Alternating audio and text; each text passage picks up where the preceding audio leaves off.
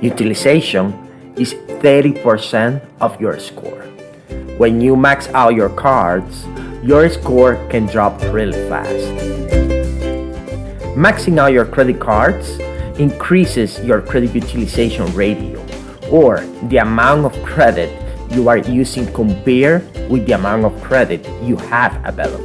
Credit utilization is among the biggest factors in your credit scores, which help lenders evaluate your credit risk when deciding whether to loan you money. Most financial experts recommend keeping credit utilization below 30% to maintain a healthy credit score. If you must use all of your available credit, say if you are financially squeezed by an emergency, your credit scores can bounce back eventually, as long as you pay down the balance and stay on track with payment.